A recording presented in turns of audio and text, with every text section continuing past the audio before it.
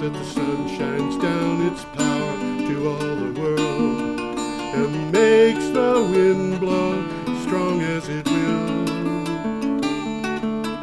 I wonder how gentle rains can fall upon the land, so lovely earth can stay lovely still.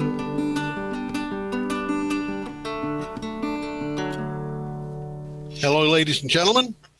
Welcome to the 425th edition of Energy Week with George Harvey, me, and the amazing Tom Fennell. In the flesh. In the flesh. Today is the 1st of July, and we're going to give you news on energy and climate change starting on June 24th, a week ago today, and bringing that up to June 30th. This all comes from my blog, geoharvey.com, which I take care of every day. I'm having issues with my computers here. And so, oh man, I'm having issues with my computers. Hold on just a sec. There we go. Geoharvey.com. I put up 10 to 15 references to 10 to 15 articles every day. There are synopsis for each and a link to each, and well, that link to each could be important because some of these are very definitely worth following up on. Yeah, and the wherever people are watching this, there are links below this on the screen that you can get to the thing I call our script, which is it's the stories with the pictures, so you can look at them yourselves. And Tom, what have you got to say? Well, what you said is correct, and as I just said, some of these things are well worth following up on. Yep. I'll try and mention some of the better ones as we go. We're going to have a couple that are stunning this week. And there's bad stuff happening. It's happening all over the world, and the question is, really a serious question. Are we reacting quickly enough? Oh, we're not. There's no question in my mind that we're not acting quickly enough. We gave up the chance to act quickly enough back in about 1988 when ExxonMobil decided to bury its information about climate change. Yeah. Nevertheless, what? Yeah, that's true. Nevertheless. Money talks. Money talks. Okay, our first item is from Clean Technica. It is an item about heat in Siberia. And well, we got a picture of Siberia up there. If you look at the bottom of that picture, you can see all the way to the left is the number 100. And if you track across that bar on the screen, it's 100. 100. It's well, no, there's an item there that talks about the longitude, and it's the bottom bar, 100, 104, 108, and so forth across the screen. I'm looking at a different picture. No, you're looking at the right picture. It's below the Arctic Circle line, which is kind of a whitish line. There's a graduated thing. There is something there. Yeah, and that tells you the longitude of what you're seeing. And if you look at this, you can see that it's about 44 degrees. It's almost an eighth of the way around the world. This is a very, very big picture. And if you figure out how this works with a map, the stuff that's on the right hand is north of the easternmost part of Japan, and the stuff that's all the way to the left is north of the westernmost part of Mongolia. So I just wanted to mention that. And you have a title for this, don't you? Yeah, I do. Ground temperatures reached 118 degrees Fahrenheit in the Arctic Circle yesterday. This is astonishing. Ground temperatures in Siberia have reached 118 degrees Fahrenheit, Gizmodo reported. Well, Gizmodo wasn't the only place. That's not supposed to happen. No, it's not supposed to happen. While sharing the newly published satellite images, it should be noted that the temperature recorded is a land surface temperature, not air. But it is the land where there is permafrost below the surface, and that permafrost is melting. That is a big problem. This is not good news. I'm looking at that picture, Yeah. And it's real pretty with all that scarlet there. Yes. But that is the most scary. I mean, there's a few edges here and there that are yellow, but most of that is red to dark red, and that is very scary. What that means is that is altogether too hot. This time of year, that shouldn't be red. It shouldn't be orange. It shouldn't be yellow. It should be kind of greenish. And there is a little bit of green here and there. But, I can't see it. Well, yeah, I'm not going to fight with trying to show you some, because this is not marked very well. But we've got a problem, and the problem we will talk about later in the show as well. So well, You mentioned that these temperatures aren't as hot as Arizona's, but Arizona doesn't have permafrost. Yeah, that's right. And melting permafrost is bad. Melting permafrost is not. That's right. Okay, our next item is from the Manila Times, and we have what this says is weather threat. That was something I wrote on there. That's not the actual title. This is the arrival of monsoonal rains, and as I said, it's the Manila Times. What do you have for a title here, Tom? Climate impacts hit sooner, according to UN report. Yeah, this is a comprehensive article. This one is worth reading. Yes, it is. Dangerous thresholds are closer than once thought. Species extinction, widespread disease, unlivable heat, ecosystems collapse, cities menaced by rising seas. These and other devastating climate impacts are accelerating and bound to become painfully obvious before a child born today turns 30. I gotta tell you, I think this is painfully obvious before the end of this show. This is what we're seeing this week, is the effects of climate change playing out in real time right in front of us. As we speak, it's happening. As we speak, yes. Well, a quick takeaway is the choices societies make now will determine whether our species thrives or simply survives. Yeah, that's right. Tens of millions are likely to face chronic hunger by 2050, and 130 million more could experience extreme poverty. This is not good news. No, it's not. It's not good news. It really isn't. Okay, I want to keep going, though. Yeah, let's move along. We're looking at a giant solar array, really. Giant solar array, and this is from PV Magazine, Australia. Rapid rejection of $50 billion renewable energy hub raises concerns.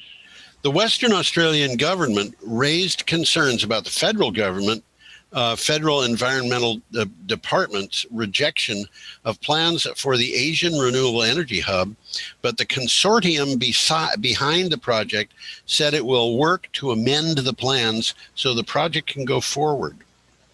Well, we've talked about this on the show before. Many times. They're trying to develop this Western Australia's Pilbara region. Yes, that's right. That's where this is going on. And plan, they got big plans. They include a 26 gigawatts. Gigawatts is bigawatts. That's right. Solar PV and wind farm. But you know that. Go ahead, Tom. Which is going to power 14 gigawatts of electrolyzers. Right. And, you know, the thing that I find interesting about this is that they did this, and then later in the show, we're going to have this item from Kazakhstan. Which basically going along on the same idea. He's doing the same thing, but bigger. Yep. It used to be that this plan for Western Australia was the largest thing in the largest renewable energy thing in the world. But the federal government doesn't want it. The federal government of Australia doesn't want it. And Australia doesn't have a lot of natural resources like oil and gas. No, they need income. They need income, and people are not going to be buying coal 30 years from now. So they're talking about using these huge arrays to make hydrogen, and then exporting the hydrogen to places like Singapore, or possibly having a submarine cable that would go to Singapore.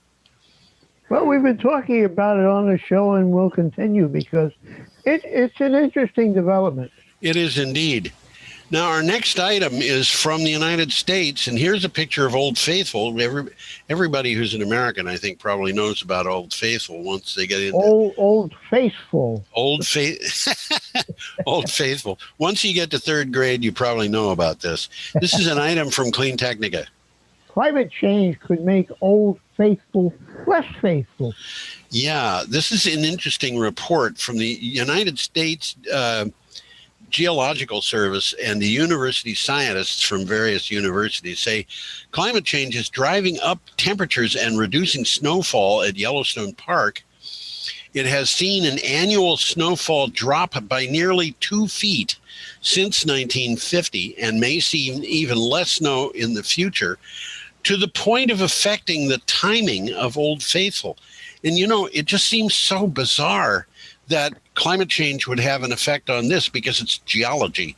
But that water it's blowing comes from somewhere. And that somewhere is snow that melts. Well, the article says that temperatures could rise as much as 10 degrees Fahrenheit by the end of the century. Yeah. On top of the 2 degrees already experienced since 1950. Yeah.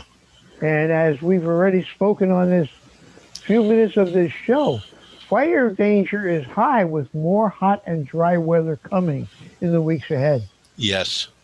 The situation right now in terms of climate in the United States and Canada is scary.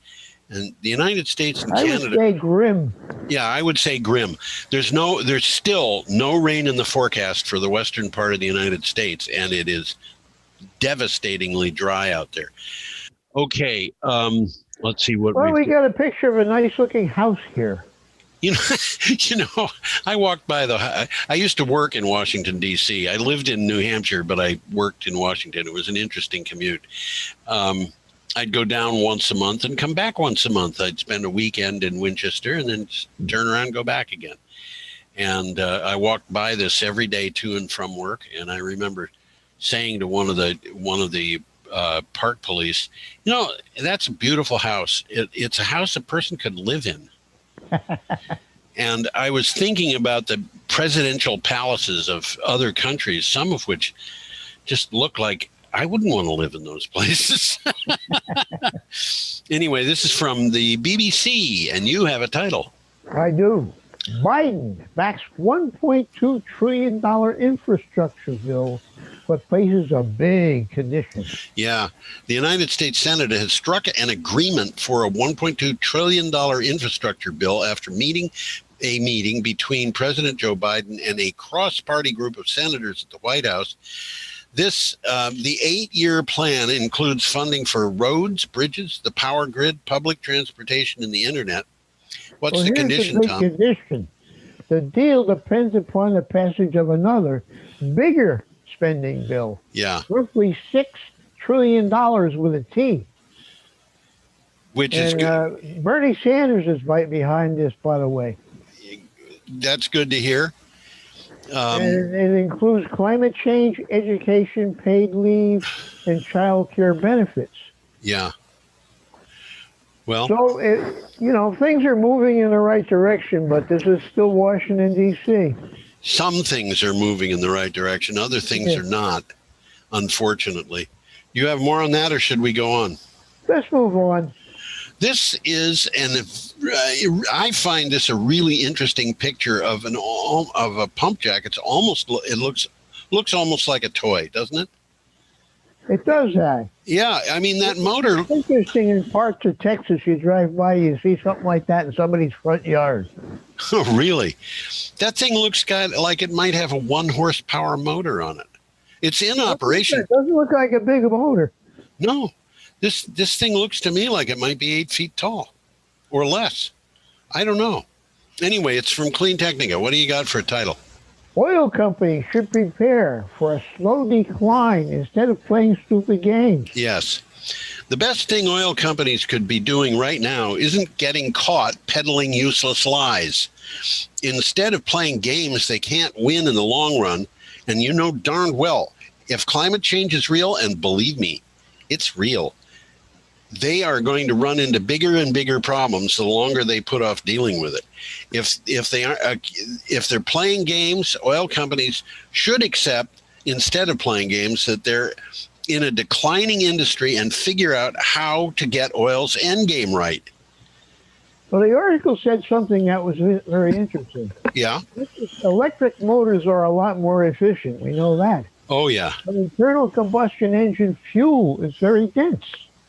That's true. It is. Gasoline stores a lot more chemical energy than even the best battery cells, volume for volume. That's right. That is correct. The density advantage isn't going away anytime soon. Well, I have issues with some of this stuff.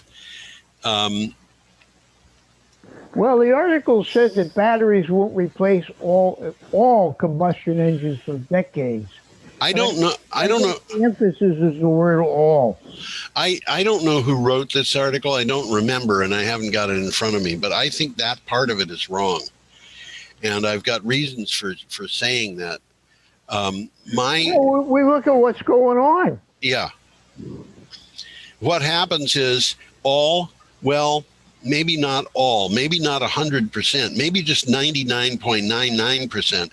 The thing is, as the demand for oil diminishes, the overhead in the infrastructure that's in place to find it, pump it, get it to market, still has to be paid for it. So the overhead goes up relative to the cost of oil. And I can see this is the opposite, I think, of the classic supply and demand thing, in which if the supply is there and the demand goes down, the cost of the product might just go up sharply, which drives the demand down even further. Well, as I keep saying, it's the economics, stupid. Yeah, you do. You know what that picture reminds me of, by the way? It reminds me of a story of a person I knew who went to a private school in the South. It was run by a church organization, and he went out into the hinterlands of the property the school owned and found a still. And a lot of those things down there. Yeah, and he didn't want to tell anybody, and I got to tell you, I don't blame him. Anyway, should we go on? Yeah, let's move on. We got another picture of a nice Iowa farm coming up. That is an old barn. That's an old barn design. Yeah, it is. Yep. It looks typical, and there's the place to store the corn. Yep. This is from the Des Moines Register. When we were little kids driving through the Illinois countryside, there was a rundown barn we'd go by, and we had a little song that we sang, and the words were "Charlie Chicken on Haunt," and that makes that barn. I've heard that one. It was something my brother made up, and it's this barn reminds me a little bit of that. It looks like it's in a little disrepair. So what do you have for a title for this article? On climate, Iowa farmers are between a rock and a hard place. Yeah, an Iowa State University poll found that among those who make their living on Iowa farms, 81% believe that the climate is changing, which is hardly surprising because they can see it for themselves. But only 18%, that is 1/8, accept the clear scientific evidence that humans are the cause. Why is there disparity? Well, according to the person who wrote this, it has to do with their political tribe. Well, it does. And let me explain that. This tribe of Iowa farmers is primarily conservative. Yes. They embrace the narrative pushed by the oil industry that the evidence linking human activity and climate change is inconclusive. And as we know, it's not inconclusive. Well, if it were, yeah, okay. I shouldn't really get into all that. We do that all the time. Well, it leaves farmers with a monumental problem and no solution. Well, they do have solutions, though, and one of the solutions, these guys they've got opportunities that they didn't have 20 or 30 years ago, and a lot of people are making a lot of money for their farms A lot of people are making a lot of money for their farms by having wind turbines on them. Well, we've talked about agro-photovoltaics, and it makes a lot of sense. Yeah, indeed we have. And there are a number of things they can do. Agro-photovoltaics would involve putting in PV panels. They can put in wind turbines. Those wind turbines pay leases, and that makes a big difference to a lot of farmers. Oh, absolutely. Well, it's two separate streams of income. Yes, it means that they've got separate streams of income. And now, this business of growing corn in order to make it into corn ethanol is something I'm very unhappy about the economics of that, because what I have read, and I don't know it for a fact, but what I have read is that it takes almost a gallon of gasoline to produce and process the gallon of ethanol that you're going to use to replace it. Well, that doesn't make sense. No, it doesn't make sense, except for one thing, and that is if the federal government says you gotta make 10% of your gasoline out of ethanol, it means that these farmers are producing ethanol. It gives them a market, and I don't think that's a good idea. On the other hand, we're going to be going into a situation, I think, where we will need to be more careful about food and where it comes from. Okay, should we go on, Tom? Yeah, we got an interesting picture coming up, and I'm trying to figure the picture out. Well, the picture, there's a guy you can see there in silhouette. See the guy. He looks like he's underwater, but I don't think he is. No, he's standing in a channel that was carved out of a glacier by running water. So what's surrounding him there is ice, but the water isn't running anymore, and you can see that there's pebbles all over the floor with water standing on it. But this was a cave that was melted by running water coming out of a glacier. Wow. And this is from Clean Technica. What do you have for a title? The next IPCC report details irreversible tipping points while politicians wrangle. And you're going to explain what the IPCC is. Well, the IPCC is the Intergovernmental Panel on Climate Change. So it's independent. What's that? It's independent. Is it independent? I thought it was intergovernmental. Independent. No. What you said is correct. I'm just saying that this entity is independent. Oh, yeah, but it's I think it's run under the umbrella of the United Nations. Okay. And it's scientists. This is not people who sit around in a back room trying to figure out what the narrative is as they smoke cigars and drink whiskey. In the past, reports from the IPCC have been criticized for being too clinical and lacking a sense of urgency. Not this time. A draft of the upcoming report has been obtained by a French press agency, according to The Guardian, and it pulls no punches. Well, the grim report is what they say. Seems evidence that global heating will trigger tipping points in Earth's natural systems sooner than expected. I think we've already hit some. A tipping point is a cascade of interrelated consequences. And you cannot go back the other way. At least that's the theory. Well, his draft report warns that widespread and possibly irrevocable disaster will follow. I think we're seeing them, Tom. I think we are. Yeah. And according to the article, this is a fixable problem, but we need to start addressing the root cause now. Right. Extraction, transportation, and combustion of fossil fuels. Right.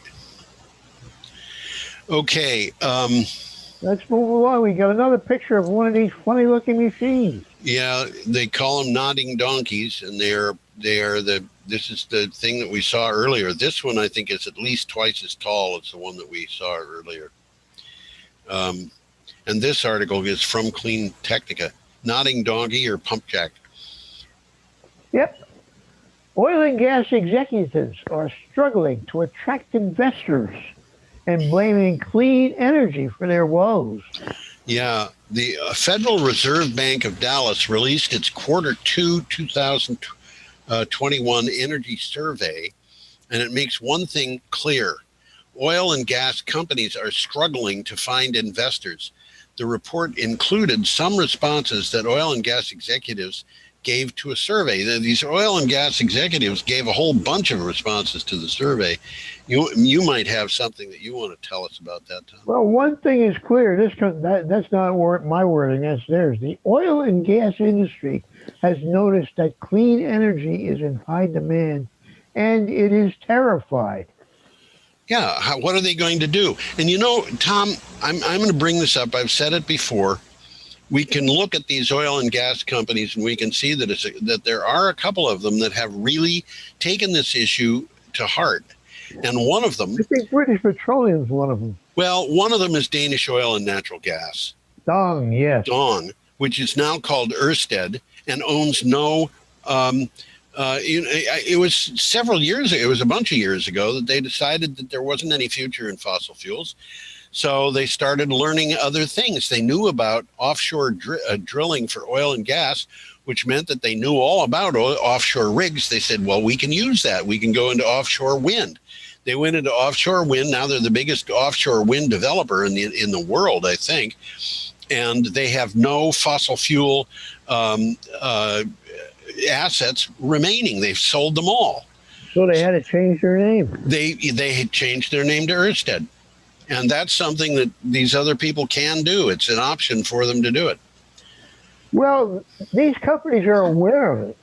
There's no doubt that they're aware of it, and they're trying to get us to bury our heads in the sand. Yeah, I think that's true, but we're not going to have our heads buried in the sand very long because things are starting to go wrong, and they have to face that. Okay, our next item is, this is a picture of wetlands. And it's a picture that comes from Woods Hole Coastal and Marine Science Center. I think Woods Hole is on Martha's Vineyard. Is that right? Do you know, Tom? Pardon? It's on Martha's Vineyard, maybe, Woods Hole?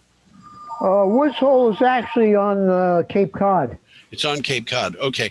I don't know what that... The hole refers to a short strait of water, and there's several holes in that part of Massachusetts. Okay. And they don't use that word anywhere else. That's interesting. And it's not that black thing. That's not Woods Hole. Okay. This is a picture of coastal land, and we have an item here from what looks like it's a radio or television station called KCUR. That's exactly what it is. Yep. These bacteria could help scientists combat climate change. Yeah, and you know what? Development. This is an interesting development, and it's the kind of thing that could turn the tide in our favor. Found in wetlands from Missouri to Massachusetts, photoferrotrophs could be absorbing carbon dioxide on a large scale, underscoring the importance of conserving these threatened habitats, according to Washington University scientists. So they found bacteria that draw down huge amounts of carbon dioxide. Well, they found these bugs called photoferrotrophs. Yeah. And they're starting to look at these things, you know. Yeah. And they steal electricity from iron. They grow without oxygen and are capable of growing with only oxygen and sunlight, only iron and sunlight. And as they grow, they suck up carbon dioxide, which they need to build their own bodies. Absolutely. Yeah. But, you know, when you think about the combined effects of these things, bacteria are tiny.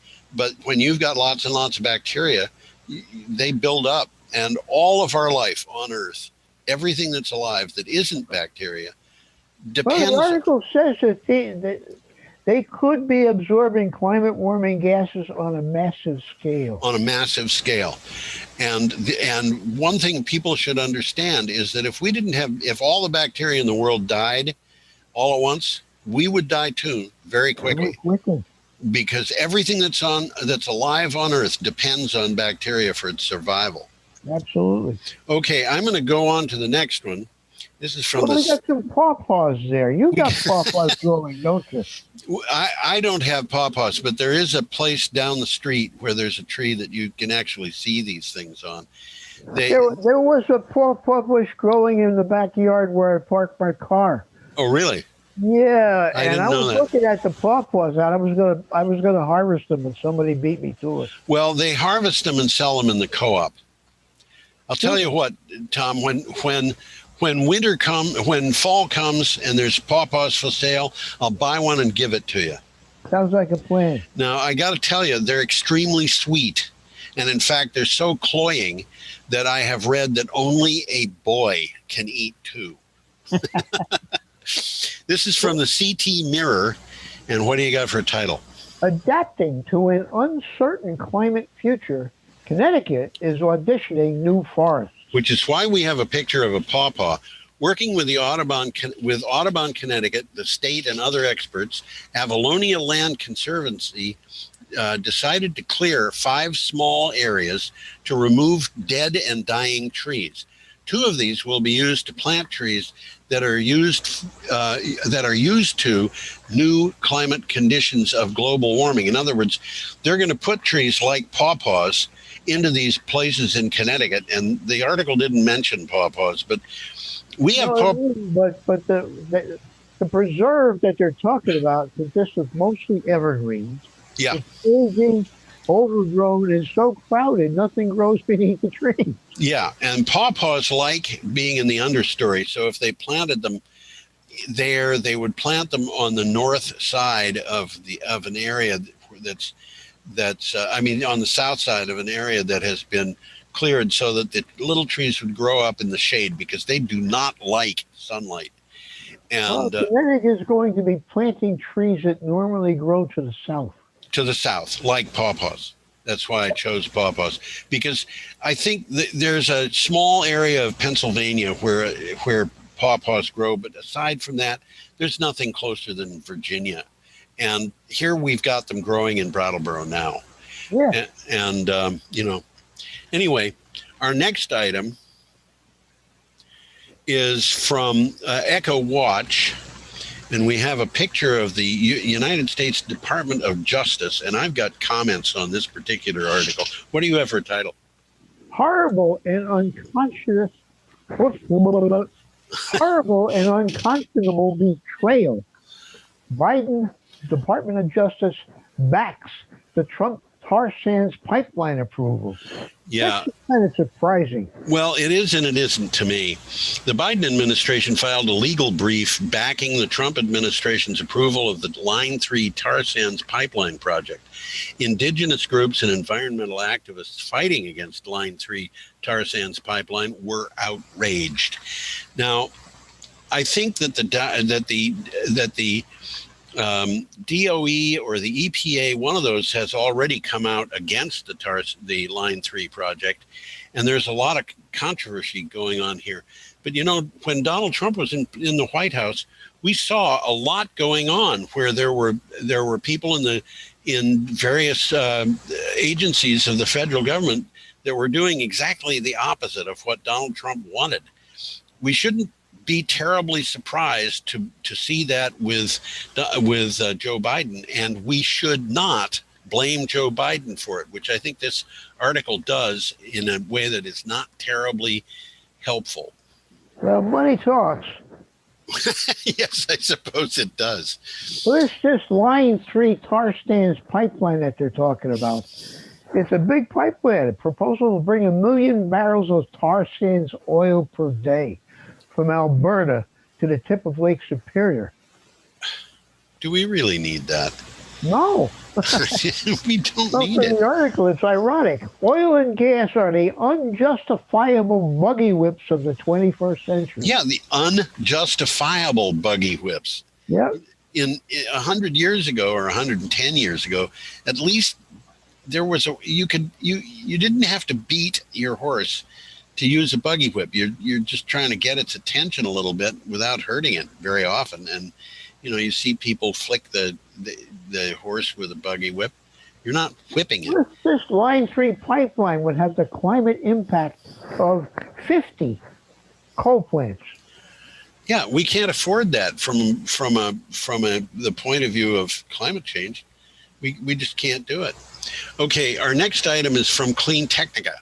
I'm just thinking it's ironic. If they build this thing, it's going to be obsolete in 5 years.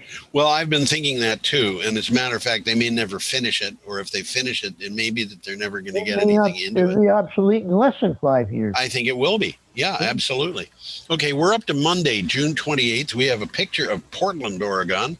And we have an item here from Clean Technica. And you have a title. Well, I'm looking at the picture. You can see the sun and the moon, but you can barely see them. You know, I hadn't noticed that, but you're right. Well, it's 114 degrees in Oregon. Yeah. Time to, quote, productively, unquote, panic. Yes. This weekend in the words of the person who wrote the article, this weekend in my formerly mild, rainy Northwest state, we are at a broiling 114 degrees Fahrenheit in Portland, similar to recent temps recorded in the Arctic Circle, which is even more frightening. The temperatures are not just setting a record, they're off the charts. The previous record was 107. So this is 7 degrees higher than the previous record. It doesn't get that hot anywhere in Vermont. Not yet. You know, we just went through what, 5 days of over 90 degrees? Over 90 degrees, but that's a lot better than 114. Oh, it sure is, but I don't remember ever seeing 5 days in a row of 90 degrees around here. Probably not. My memory might not be good enough, but I just don't get it. Okay, our next item is from Clean Technica, and we have a picture here of a road that goes up Pikes Peak. And what do you got for a title? Tesla Model S Plaid defeats cars built to win at Pikes Peak. Yeah, it is the, quote, race to the clouds, end quote. The Pikes Peak International Hill Climb winds through 156 turns over 12.42 miles to the summit of Pikes Peak. Not only did the Tesla Model S Plaid win in the exhibition class, but it won by a huge margin and defeated cars that were built to win. This hill climb has been going on for a long time. It is, but look at that curve, Tom. Would you really go around that at 110 miles an hour? I'd go right off the edge if I was trying to do that.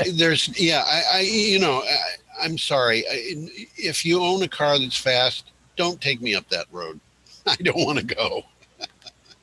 Well, just for the record, the 14,000-foot plus Pikes Peak is west of Colorado Springs, smack dab in the middle of Colorado. I have been there. Have you? Yeah, I was there on the 4th of July I think it must have been 1951. And my brother and I made snowballs. Okay. 1951, you were a kid. I was little. Yeah. Let's move along here and take a look at some agrovoltaics. Yes, solar panels. And this is from Renewables Now. What do you got? Renewable sources provided more than a quarter of U.S. electrical generation in April. Yeah, renewable energy. Folks. Yeah, renewable energy sources set a record in April 2021, generating 25.7% of total U.S. electricity. Solar and wind's output during April were 29.9% and 22.1% greater, respectively, than a year earlier. That is to say, the output of our solar panels grew 29.9% in 1 year. The output of our wind turbines grew 22.1% in 1 year. And this is according to a Sunday campaign analysis of energy information. When you think about it, why pay for fuel? Yeah, well, and solar panels are so cheap now that you can build a solar farm and have electricity from it, and the cost of the electricity is below the cost of the cheapest coal out there or the cheapest natural gas out there. So why would you build a coal-burning power plant? It's going to produce electricity that costs 6 or 8 times 5 or 6 times the cost of the electricity. Economics, stupid. Yeah. So there it is. Quick takeaway: the steady expansion of renewables' share of total electrical output has been a consistent trend for more than a decade. Yep. As renewables share has increased, that of fossil fuels and nuclear power has diminished. Yes, Seeing that, we talk about it almost every week on this show. I think we do talk about it every week. Okay, our next item, we're up to Tuesday, June 29th. This is a picture This of is very Miami much Beach. in the news right now. Yeah, it is. And, you know, I checked this today just to see if there's anything new on it. This is from Clean Technica, and what do you have for a title? Speculation on climate links to the Surfside condo collapse. That should have never happened. The collapse should not have happened. And Not as a at matter all. of fact, you can bet that there are people in Surfside who are scared because they are in an identical building that's only about 150 yards away. Well, they're all going to move out. You can better move. Oh, yeah. Okay, as hope fades, additional survivors will be rescued, and scores are feared dead in the rubble of the Champlain Towers condo that collapsed near Miami Beach. Impacts due to climate change are increasingly thought to have a possible contributing factor in the tragedy. And what they're talking about here is sunny day flooding. Well, the article says that a damning 2018 report, and I'll interject, written by a professional engineer, Yes. warned of major structural damage due to improper construction Right. and activities related to global warming, such as sunny day flooding. And I added here, and looking the other way. I think you're right. About here, we certainly are talking about indicting the engineer on negligent homicide. He should have blown a whistle on that. He knew what was going on. Well, actually, Tom, About it. they did blow the whistle on it, and nobody paid attention. That's the problem. Nobody did anything about it. There was a picture there of a card that was put up on the wall of the condo that people had to walk by to get in and out. It was bright red, and it basically said these premises are not safe. No kidding. Yeah, it was more official sounding than these premises are not safe. It was not that simple, but people were walking by that and not doing anything about it. And now the mayor of Surfside is saying we have to examine all of the buildings that have this kind of problem, all of the buildings that belong to that particular company, real estate company, or were built by that developer or whatever it was. And really, they should be looking built in the 70s, and things were pretty lax down there then. I don't know that they're tight enough now. They may not. Really, you're gonna build a building that close to the beach with sunny day flooding happening? They should have known there was a problem. They had spallating concrete, which meant that the steel reinforcing was exposed and rusting, which spreads the spallation worse. And the garage that was at the bottom of this whole thing sometimes had 2 feet of water in it. Everybody should have known that this was a problem. It's horrible. It really is. Okay. So like I say, the professional engineer, he talked about it. He mentioned it. He wrote a report on it. He should have turned him into the state. He should have. Yeah, I think that's a possibility. But then on the other hand, I don't know what, they for a lot of these things, they have laws that say this is how you do it, and the law doesn't say you can turn the people into the state or whatever. And I just don't know. So I don't want to blame people because I don't know what the circumstance was. Honestly, I think that what you're talking about is the most likely problem. Well, they're going to blame it on somebody. They're going to blame it on somebody. You can bet your bottom dollar on that. Okay, we are up to Kazakhstan. Yeah, nice picture of a part of Kazakhstan there, huh? Yeah, I don't think of this being typical of Kazakhstan. I always think of Kazakhstan as being steppes, which means that it's almost like prairie. But this is from Renew Economy. What do you have for a title? Well, Kazakhstan, however you say it, plans a massive 45 gigawatts, Yeah. renewable project to power green hydrogen. Okay, if green hydrogen is coming, we've been talking a lot about it on this show. we have been. A year ago, I never even heard of it. Well, not convinced about the green hydrogen. I mean, I am that it's going to be useful, but when they start saying that they're going to put it into cars, I wonder. Anyway, I think you're right there. I think battery technology is going to take over. Yeah. Renewable energy company Svevind Energy, which has offices in Sweden, Germany, and Kazakhstan. By the way, the original article said it was a German company, and I looked at that name and I said, SVEVIND? Yeah, that does not look German to me. right.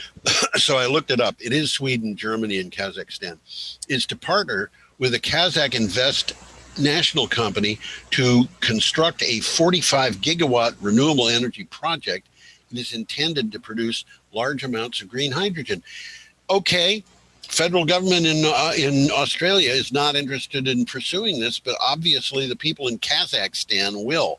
Kazakhstan, by the way, is one of the largest countries in the world, but it has a very low population. It is the largest landlocked country in the world. So it has no seaports or anything like that. Well, Svevind will build 45 gigawatts worth of wind and solar across western and central Kazakhstan. Yeah. This is a big project. It's a big project. This will power 30 gigawatts worth of electrolyzers, which will produce approximately 3 million tons of green hydrogen each year for export or used locally to produce high-value projects such as ammonia, steel, or aluminum. Right. We'll produce ammonia because ammonia is a lot easier to transport than hydrogen. Right. It's more energy dense, except in terms of weight. But in space, you can put far more hydrogen into a bottle in terms of the amount of ammonia hydrogen. You can put more hydrogen in the bottle if it's in ammonia than you can if it's just hydrogen. Yeah. Okay. Well, Kazakhstan currently has nearly 3 gigawatts of hydro and 2 gigawatts of solar power installed. And they're talking about 45 gigawatts. Oh, yeah. Well, can you get to up to 100% of your energy coming from renewables? Yeah, you can get up to 1,000% if that's what you want to do. And they're going past the amount they need. As long as there's a market for the surplus, they will export it. Paraguay is a perfect example. They make 1,000% of the electricity they need, and they sell off the excess to Brazil and Argentina. Okay, we have a picture of a wind farm. I was going to say, do you know what those things are, Tom? It looks like a lot of discontented cows, don't they? You notice the closest turbine here has a little black dot under it. That black dot is a cow. Isn't it? Yeah. And the cow is an antisocial cow. It's an antisocial cow. Yeah, absolutely. Okay, this is from Renews, and you have a title. U.S. utility goes to market for 3 gigawatts of wind. And just to put it into perspective, that's 600 times what we got in Brattleboro. Well, 3 gigawatts of wind would produce probably 3 times as much electricity, maybe 2.5 times as the old Vermont Yankee nuclear power plant did. You're just about. You're absolutely right. Okay, Southwestern Electric Power Company, an American Electric Power subsidiary, has issued 3 requests for proposals. One seeks up to 3 gigawatts of wind capacity. A second one is seeking bids for up to 300 megawatts of solar. And the third one is seeking short-term accredited deliverance of capacity of up to 250 megawatts. They've got some contract that they want to fulfill, I think, for that. And these are all for renewables. They're all for renewables. That's right. Okay, if you don't mind, I think we should go on to Wednesday. I'm ahead of you already. We got coming up. This is a fascinating picture. And that is Africa that we're looking at. That is. And if you look at the top of the screen, about 2/3 of the way from the left to the right, you can see the lower 40% maybe of the Iberian Peninsula. I was just going to say the tip of Spain. The tip of Spain, the Straits of Gibraltar there. And if you look up in the upper right-hand corner, you can see just Sicily and the bottom of the boot of Italy. and you can see actually a little bit of the western coast of Greece. So if you look at this smudge that is over in the middle of the picture going from Africa out into the sea, you can see big. it's probably longer than the distance from Gibraltar to Athens, which I got a measure on, and that is 1,600 miles. So this thing goes a lot of the half the way across the Atlantic Ocean, maybe, I don't know, but it goes 16. So what you're looking at is the Saharan air layer. That's right. And this article is Is it, and why does NOAA track it? Yeah. And in the interview, they'll try to explain what it is. Clean Technica had this. The Saharan air layer can act to suppress hurricane formation and intensification. Thanks to recent advancements in satellite technology, we can better monitor and understand it, from its formation over Africa to its effects on weather along the Gulf Coast and Florida. So this thing is going to suppress hurricanes if the dust gets to places where hurricanes strengthen. That's a long distance from Florida, that's for sure. Oh, it is. But if the winds are blowing in the right way, I think what they're saying is it would have an effect. Well, this is from the article, and it says the Saharan air layer is a mass of dry, dusty air that forms over the Sahara during late spring, summer, and early fall. And it can impact locations thousands of miles away from the African origins as far west as Texas. And what they're doing is, the wind is doing is it's blowing dust across the ocean. What's going on? Yep, that's dust. Okay. And you can see it from space. Yes, if you have the right satellite. Okay, our next item is from the BBC. And this climate protest sign, there it is, a climate protest sign. But this particular article is really distressing. It is distressing. Dozens dead as the heat wave shatters records. Okay, dozens of people have died in Canada. Actually, it's hundreds of people, according to today's headlines, amid an unprecedented heat wave that has smashed temperature records. On Tuesday, Canada recorded its highest ever temperature for the third straight day. It was 49.5 degrees Celsius, which is 121 degrees in Lytton, British Columbia. We just talked about Lytton. We did, and I want to bring that up in just a sec. Before this week, the country had never passed 113 degrees. Okay, Lytton, British Columbia is a place where the temperatures can get very hot. And it didn't own the hottest temperature record, but it did have the second hottest. And as a matter of fact, when I was looking for photographs for this, because I didn't have any, I found a sign that said, "Welcome to Lytton," and it had a picture of a sun on it, and the sun had the words on it, "Canada's hotspot." And I just could not bring myself to put that up on this show because it just is so distressing, and it almost made fun of the people's distress. Anyway, on Sunday, Lytton set a record that was about 7 to 8 degrees hotter than the previous Canadian record. The following day, it set a record that was hotter than that. On Tuesday, it set, for the third day in a row, a new record. And then on Wednesday, the town burned down. Wow. And, a quick takeaway here. Yeah. Temperatures hit 115 degrees in Portland, Oregon, which is the highest level since record keeping began. In Palm Springs, California, the temperature matched an all-time high of 123 degrees. And for what it's worth, the highest temperature ever recorded in Vermont was 105 degrees on July 4th, 1911 in Vernon. In Vernon? Yep. Okay, I'm not going to go to Vernon anymore.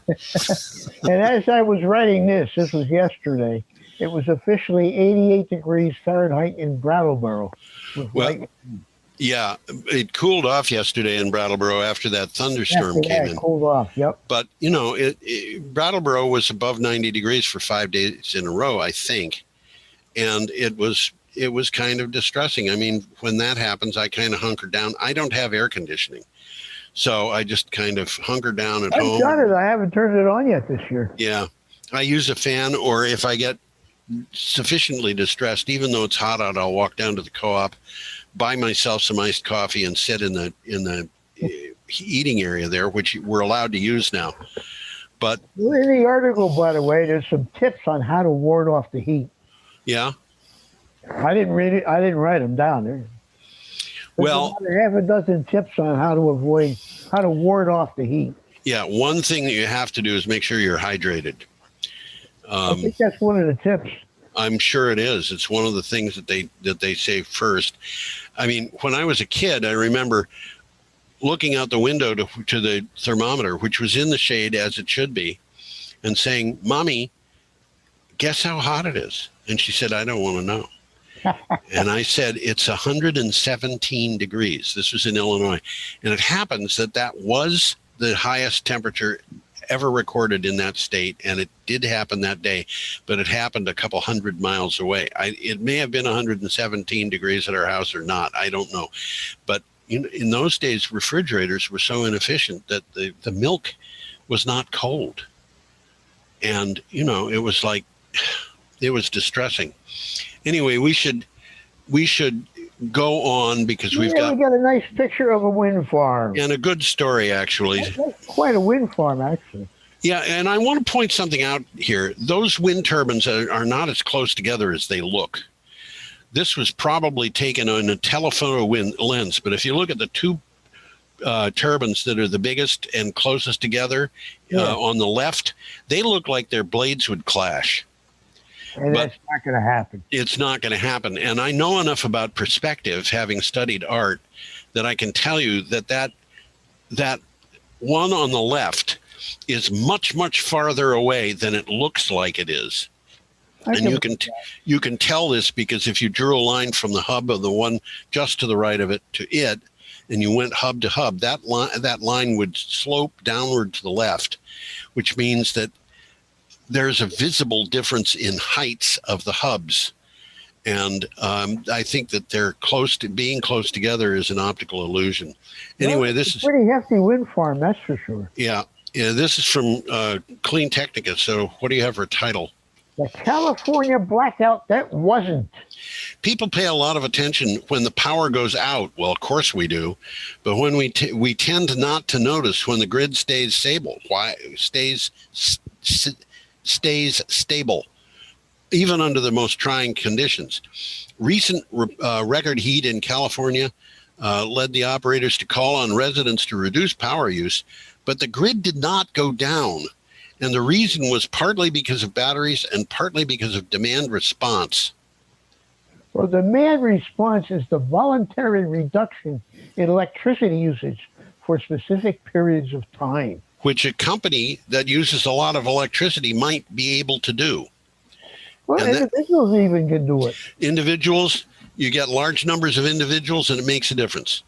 And the difference between what caused trouble last summer and what they had this summer under circumstances that were similar was huge. Well, one of the differences, we got batteries charging it using daytime solar. Yep. Providing evening power, and that's increasing. Yes, it is. Now, Tom, we are just about out of time. Well, we're out of things. We're out of things to talk about. Have you got any? The last article. Yeah, it is the last. Do you have anything more on this article, or should we just say goodbye? Well, it just said both batteries and demand response will be needed this summer. Oh, yes, they will be needed this summer. I mean, we haven't even quite hit the hottest part of the summer yet. But not at all. There we are at the last slide. It just says, have a uniquely worthwhile week. And of course, the people listening, they can watch us wave goodbye. Yeah, we are going to have, which I'm doing right now, we are going to have, I think, 2 more shows from home. If we're lucky, we'll be into the studio before the end of this month. And you'll be able to see our faces. And I'm sorry about that. We just look the way we do. Have a nice week, everybody.